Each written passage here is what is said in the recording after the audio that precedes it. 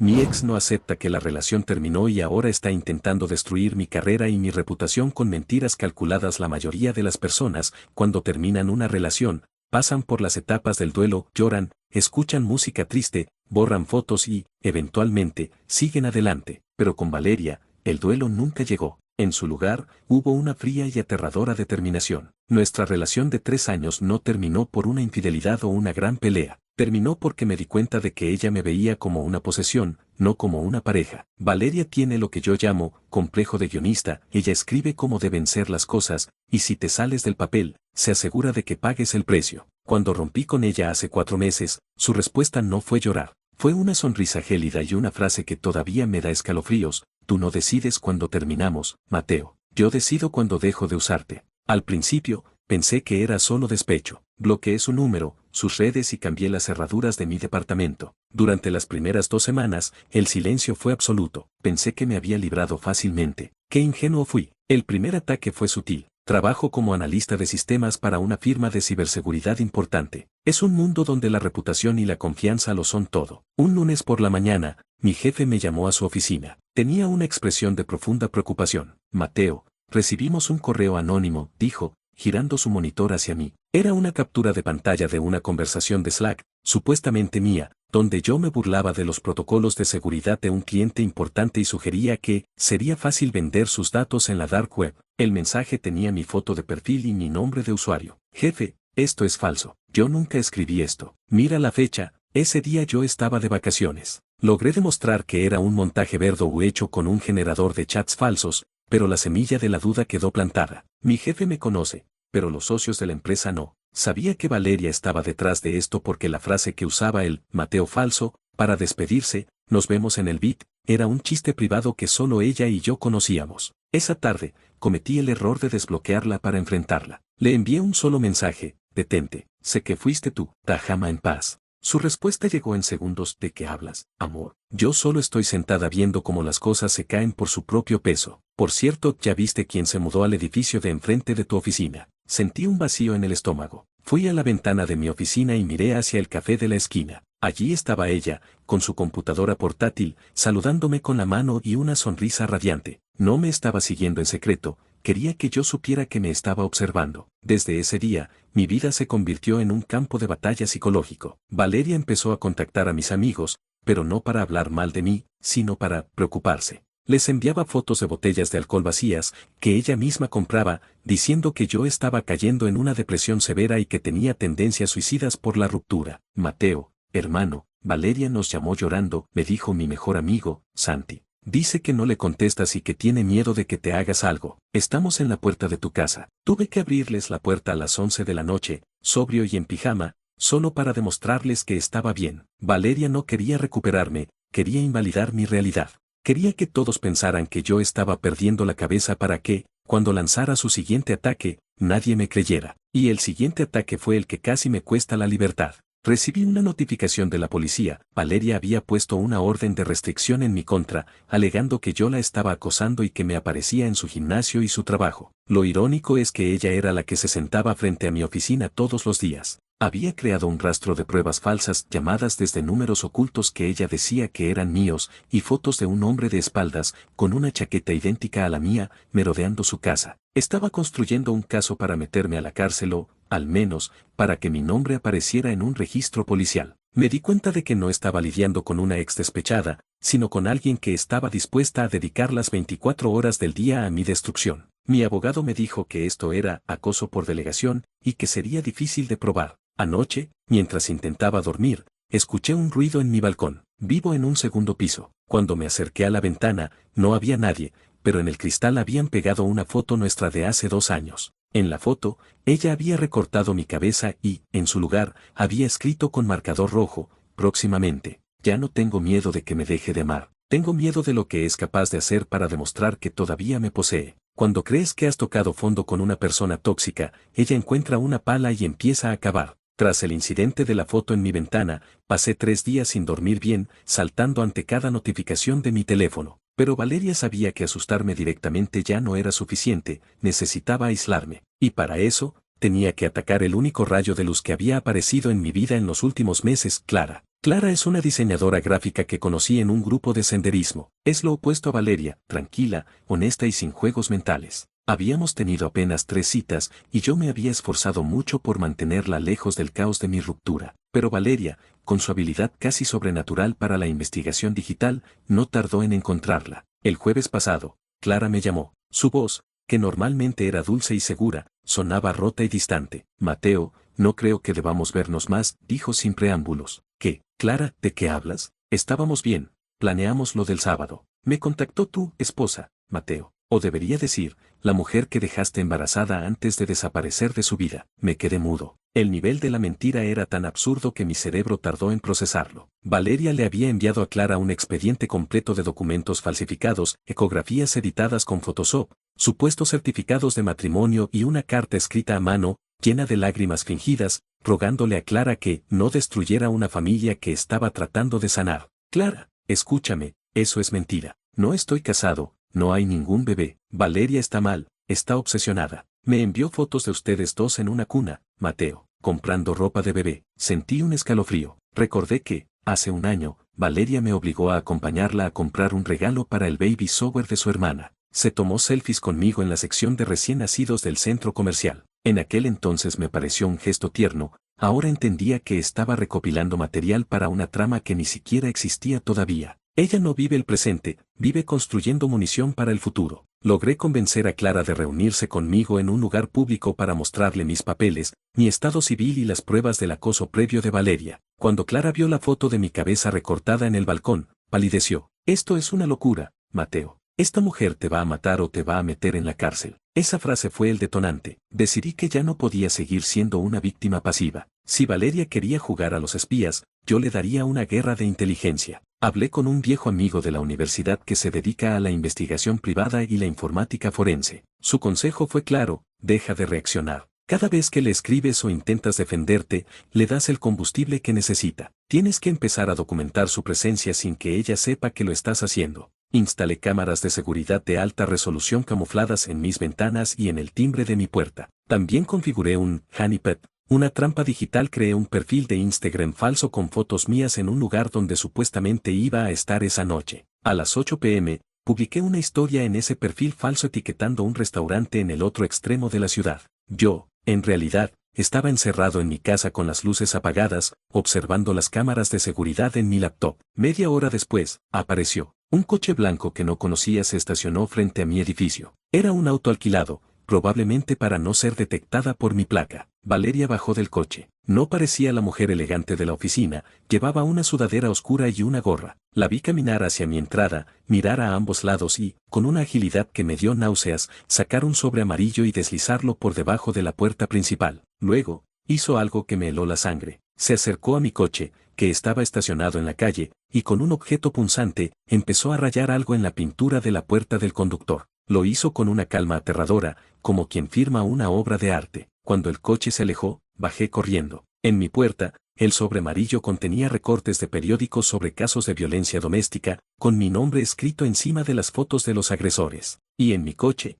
grabado profundamente en el metal, estaba la palabra, mío. Subí de nuevo a mi departamento, temblando pero con una pequeña victoria. Tenía su rostro, su coche alquilado y sus actos vandálicos grabados en 4K desde 3 ángulos diferentes. Sin embargo, justo cuando iba a llamar a la policía, mi teléfono sonó. Era un número desconocido. Contesté por puro instinto. ¿Te gustó el detalle del coche, Mateo? Era su voz, suave y melódica, como si estuviéramos hablando de qué cenar. Sé que estás mirando las cámaras. Son muy básicas, por cierto. Deberías haber invertido más en seguridad y menos en esa diseñadora barata con la que sales. ¿Cómo sabes de las cámaras, Valeria? Porque yo instalé las mías en tu pasillo antes de que cambiaras las llaves, idiota. Sé a qué hora te despiertas, sé que comes y sé que ahora mismo tienes el ritmo cardíaco por las nubes. Esto no se acaba con un video, Mateo. Esto se acaba cuando yo diga que ya no queda nada de ti que valga la pena salvar. Colgó. Miré hacia el techo del pasillo común, fuera de mi puerta. Escondida en el detector de humo, apenas visible,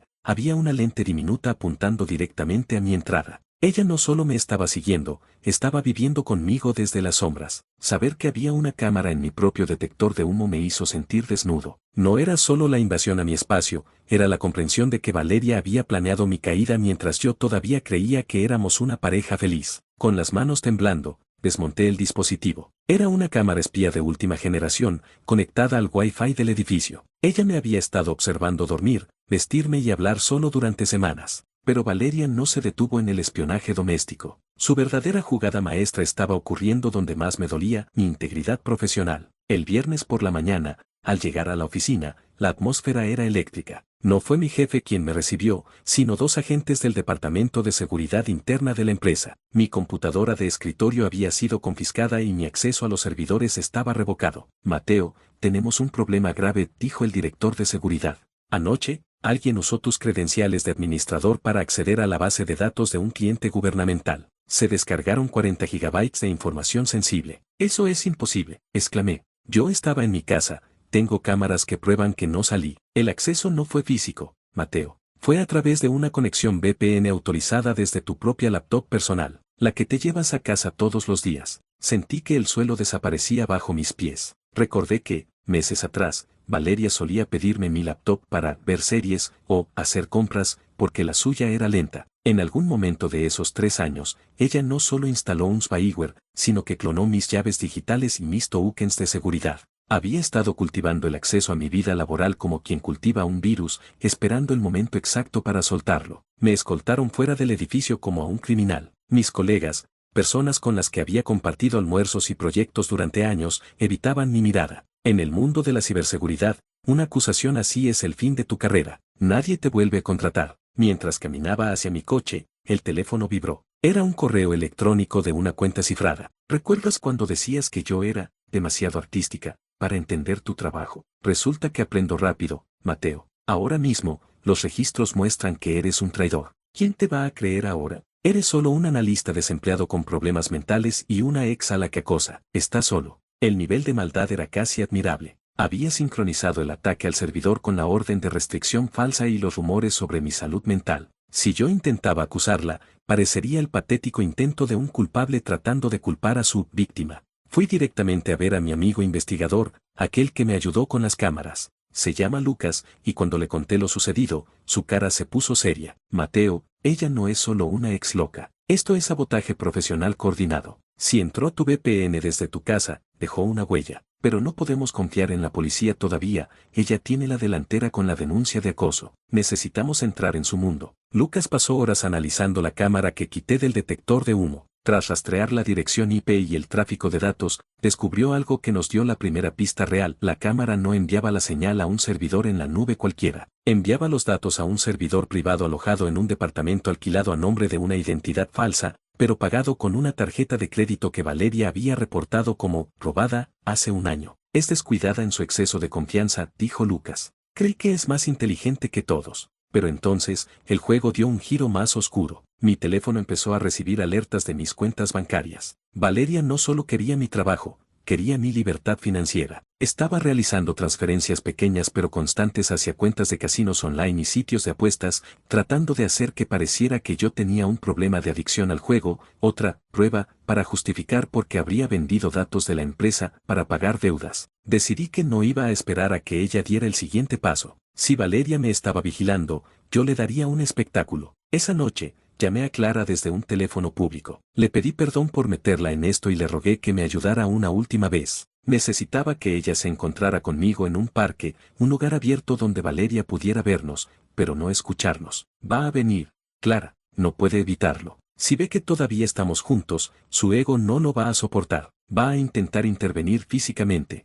Efectivamente, mientras Clara y yo fingíamos una conversación intensa en el parque, vi el coche blanco a lo lejos, pero Valeria no bajó. En su lugar, vi a un hombre salir del coche y caminar hacia nosotros. No era Valeria, era un tipo que no conocía, pero llevaba un sobre en la mano. Mateo, preguntó el hombre, tengo algo para ti. Cuando extendí la mano para tomar el sobre, el hombre soltó un grito y se tiró al suelo, empezando a gritar, no me pegues. Ayuda, me está atacando. De los arbustos salieron 2 personas con teléfonos grabando. Eran testigos, preparados por ella. Valeria estaba orquestando una agresión física falsa para que la policía me arrestara en el acto por violar la supuesta orden de restricción. En ese momento, me di cuenta de que Valeria no quería que yo volviera con ella. Valeria quería verme tras las rejas. Quería borrar mi existencia. Pero lo que ella no sabía es que Lucas estaba a pocos metros, en una camioneta, bloqueando todas las señales de celular en la zona para que sus testigos no pudieran transmitir en vivo, y grabando todo con lentes de largo alcance. La trampa estaba lista,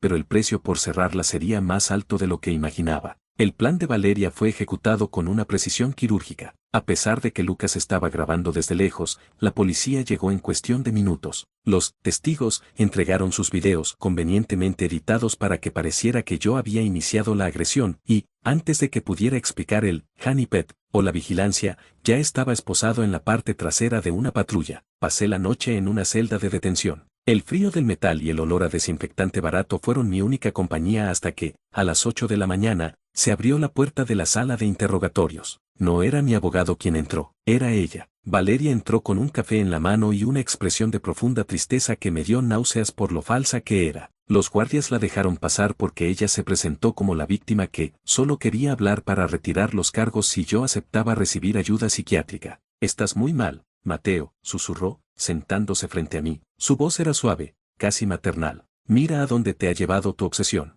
Si tan solo hubieras aceptado que nos pertenecemos, nada de esto habría pasado. No te voy a dar el gusto, Valeria. Tengo las grabaciones de las cámaras que pusiste en mi casa. Tengo el rastro del servidor. Ella se inclinó hacia adelante, y por un segundo, la máscara de tristeza se rompió para mostrar una alegría maníaca. ¿Crees que soy tan tonta? Ese servidor está a nombre de una identidad que tú mismo creaste en un foro de hackers hace 2 años, ¿no lo recuerdas? Usamos tu computadora esa noche de lluvia. Para el mundo, tú instalaste esa cámara para vigilarme a mí. Todo lo que encuentres, Mateo, lleva tu firma. Se levantó y se acercó a mi oído. El olor de su perfume, el mismo que antes amaba, ahora me asfixiaba. Voy a sacarte de aquí. Voy a decir que fue un malentendido. Y vas a venir conmigo. Porque ya no tienes trabajo, ni dinero, ni amigos. Solo me tienes a mí. Soy tu única salida. Salí bajo fianza 3 horas después. Valeria cumplió su palabra, retiró la denuncia de agresión, por lástima, lo que me hacía quedar ante la justicia como un loco inestable perdonado por una mujer santa. Cuando regresé a mi edificio, me sentía como un fantasma, pero al llegar al pasillo, algo me detuvo. Miré hacia arriba, al detector de humo donde estaba la cámara. Luego miré la trampilla de acceso al ático de mantenimiento que estaba justo encima de mi puerta. Siempre había pensado que ese espacio estaba cerrado con llave. Subí a mi departamento, agarré una linterna y una escalera de mano. El corazón me latía en la garganta. Empujé la trampilla. No estaba cerrada. Lo que encontré allá arriba me hizo vomitar. En el pequeño espacio del ático, justo sobre mi habitación, había una estación de vigilancia improvisada. Un colchón delgado, restos de comida de los últimos días y 3 monitores alimentados por una conexión ilegal de la red eléctrica del edificio. En las pantallas, se veía mi sala, mi cocina y mi cama en tiempo real. Pero no era eso lo peor. Las paredes del ático estaban cubiertas de fotos mías. Fotos durmiendo, fotos saliendo de la ducha, fotos llorando tras la ruptura. Y en el centro de todo, un mapa de mi rutina diaria con anotaciones en rojo: 8:15 am, sale por café; 11:30 pm, apaga la luz izquierda, Clara debe morir para que él vea la luz. Ella no solo me vigilaba, Valeria había estado viviendo a 3 metros de mí todo este tiempo. Se movía por los ductos de ventilación, escuchando mis conversaciones, respirando el mismo aire. El ruido que escuché en el balcón la otra noche no fue ella subiendo, fue ella bajando desde el techo. En un rincón, encontré mi propio pasaporte y mi acta de nacimiento original. Los había robado de mi caja fuerte semanas antes de que termináramos. Ella tenía todo lo necesario para suplantar mi identidad por completo. De repente, escuché un chirrido detrás de mí. La trampilla de acceso se cerró de golpe. Me quedé en la oscuridad total del ático, con el único resplandor de los monitores que mostraban mi departamento vacío. En una de las pantallas, vi la puerta de mi casa abrirse. Valeria entró a mi sala. Miró directamente a la cámara que ella misma había instalado y saludó con la mano. Sé que estás ahí arriba, Mateo. Su voz salió por un pequeño altavoz escondido entre los cables. Es hora de que dejemos de jugar al escondite. Baja, he preparado la cena, como en los viejos tiempos. Si intentas llamar a la policía,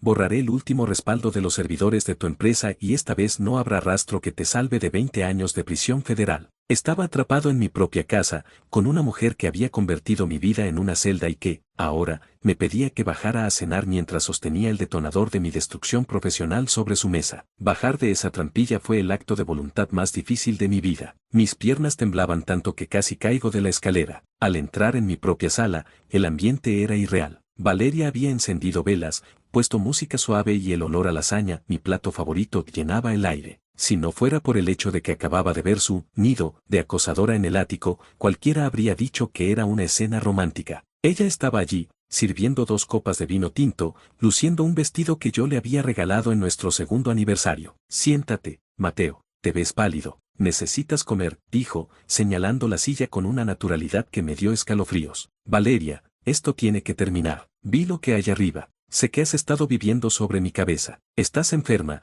necesitas ayuda profesional. Ella dejó la botella de vino con un golpe seco sobre la mesa. Su mirada, antes suave, se volvió filosa como un bisturí. ¿Enferma? No, Mateo. Soy la única persona que ha dedicado cada segundo de su existencia a entenderte. Arriba no hay enfermedad, hay devoción. Lo que tú llamas estabilidad, con esa diseñadora de pacotilla es solo aburrimiento. Yo te ofrezco una vida donde cada momento importa. Me senté, no porque quisiera comer, sino porque necesitaba estar cerca de mi teléfono, que ella había dejado sobre la encimera de la cocina. Necesitaba contactar a Lucas. ¿Qué quieres de mí?, pregunté, tratando de mantener la voz estable. Ya me quitaste el trabajo, ya arruinaste mi reputación, ya me hiciste restar. ¿Qué más queda? Quiero que volvamos a empezar. Lejos de aquí, he comprado 2 boletos para un vuelo mañana por la mañana. Una villa en las montañas, en un país donde nadie sabe quién es Mateo el traidor, ni Valeria la loca. Un lienzo en blanco. ¿Y si me niego? Valeria sacó su propio teléfono y abrió una aplicación que reconocí al instante. Era un acceso remoto al servidor central de mi antigua empresa. Sus dedos flotaron sobre el botón de ejecutar script. Si no subes a ese avión conmigo, este script te enviará un paquete de datos falsos a la Interpol vinculándote con un cartel de ransomware europeo. No solo no volverás a trabajar, Mateo, no volverás a ver la luz del sol. Tú eliges una vida conmigo o una vida en una caja de concreto. En ese momento, mi teléfono vibró en la encimera. Una notificación de alerta de proximidad de mi sistema de seguridad doméstico, el que yo mismo había instalado y que ella creía haber anulado. Lucas y Clara estaban en el edificio. Tengo que ir al baño, dije, levantándome rápidamente. Déjame tu reloj y tu billetera en la mesa, Mateo. No quiero que intentes hacer ninguna tontería con el GPS. Le entregué las cosas y me encerré en el baño. Abrí el grifo para que el ruido del agua ocultara mis susurros. Saqué un pequeño Origel oculto que Lucas me había dado semanas atrás y que siempre llevaba en el bolsillo pequeño de mi pantalón. Lucas, está aquí. Tiene acceso total a los servidores de la empresa. Va a ejecutar un script de destrucción si no me voy con ella mañana. Está armada con una tablet y su teléfono. Mateo,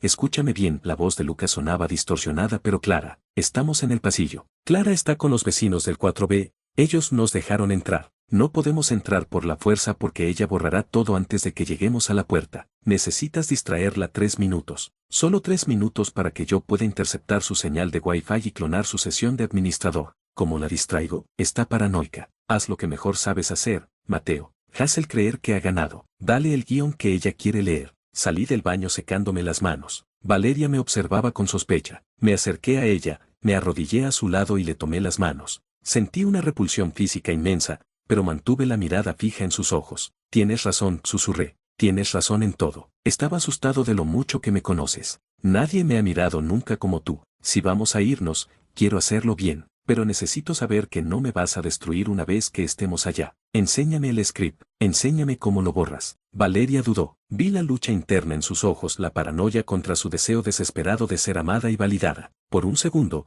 la vanidad ganó. ¿De verdad lo entiendes ahora?, preguntó, con una chispa de esperanza maníaca. De verdad. Borra el rastro, Valeria. Empecemos de cero, como dijiste. Ella abrió la tablet. Sus dedos se movieron por la pantalla. Estaba a punto de presionar el comando de borrado cuando, de repente, la pantalla de su tablet se puso en blanco. Un icono de una calavera roja apareció en el centro. ¿Qué es esto?, gritó ella, poniéndose de pie. Mateo, ¿qué hiciste? No fui yo, Valeria. Fue el mundo real entrando a tu fantasía. La puerta de mi departamento fue derribada con un estruendo. No fue la policía. Fue Lucas, con un equipo de interferencia de señal portátil, seguido de Clara y 2 guardias de seguridad del edificio. Valeria reaccionó como un animal acorralado. No lloró, no suplicó. Se lanzó hacia el balcón. Por un momento horrible, pensé que saltaría, pero en lugar de eso, sacó un pequeño dispositivo de su bolsillo, el detonador manual de las cámaras térmicas que había instalado en el ático. Si yo no te tengo, nadie tendrá este lugar, gritó. Un destello naranja iluminó el techo del pasillo.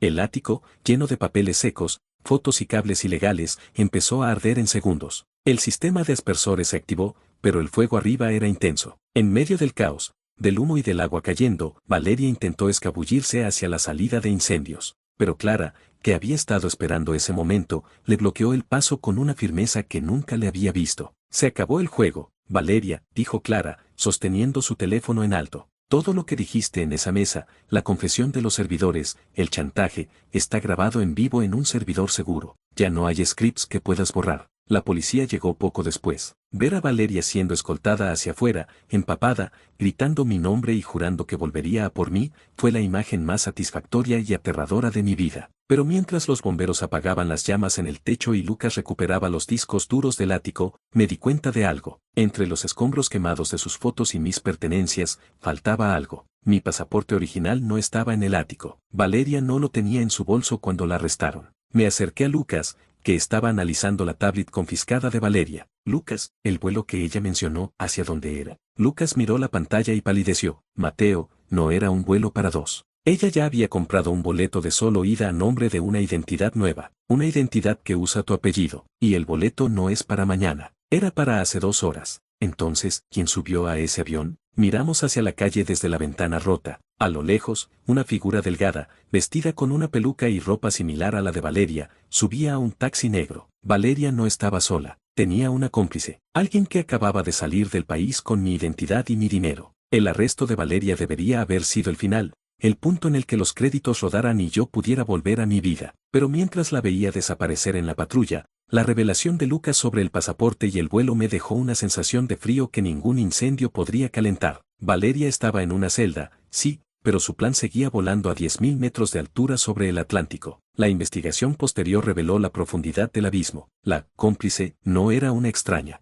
era su hermana menor, una chica que todos creíamos que estaba estudiando en el extranjero y que resultó ser la mano derecha en el esquema de Valeria. Mientras Valeria se quedaba para reclamarme, su hermana se llevaba mi identidad, mis ahorros convertidos en criptomonedas y un historial de crédito que yo tardaría décadas en limpiar. El juicio fue un circo mediático. Valeria intentó alegar demencia, pero las grabaciones de Lucas y la meticulosidad de su nido en el ático jugaron en su contra. Fue condenada por acoso agravado, sabotaje informático y vandalismo. Sin embargo, en cada audiencia, ella no miraba al juez ni a sus abogados, me miraba a mí, me sonreía con una calma que decía claramente, esto no es una prisión para mí, es solo una sala de espera. Mi carrera en la ciberseguridad quedó herida de muerte. Aunque la empresa retiró los cargos tras las pruebas de Lucas, el estigma de ser el tipo que fue hackeado por su ex me cerró las puertas de las grandes firmas. Tuve que reinventarme. Ahora trabajo de forma independiente, ayudando a víctimas de acoso digital a protegerse. Es un trabajo irónico,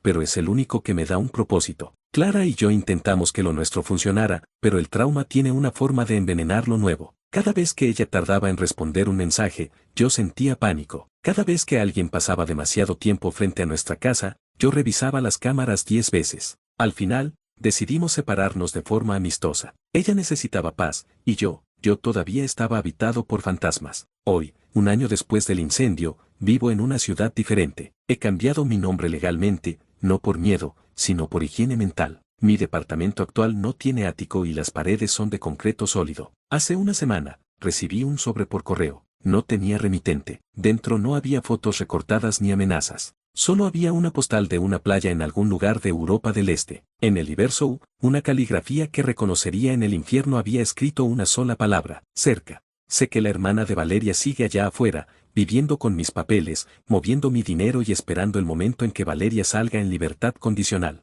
He aprendido que las personas como ella no buscan un cierre, buscan una conclusión. Y para Valeria, la conclusión solo llegará cuando uno de los dos deje de existir. A veces, por la noche, escucho un crujido en el techo y mi corazón se detiene. Sé que probablemente sea solo el edificio asentándose, o el viento golpeando las ventanas. Pero luego recuerdo la cámara en el detector de humo y la lasaña caliente sobre la mesa, y me doy cuenta de que nunca volveré a dormir tranquilo. La gente en Reddit suele preguntar ¿cómo pudiste no darte cuenta? La respuesta es simple, no ves el monstruo cuando estás ocupado tratando de amar a la persona que finge ser. El acoso no siempre empieza con una sombra en un callejón, a veces empieza con un «te amo» y una llave compartida. Valeria está tras las rejas, pero su sombra es larga, y mientras escribo estas últimas líneas, no puedo evitar mirar hacia la trampilla de ventilación de mi nuevo baño. Sé que no hay nada ahí, pero también sé que, para ella, el mundo entero es un ático desde el cual puede observarme caer.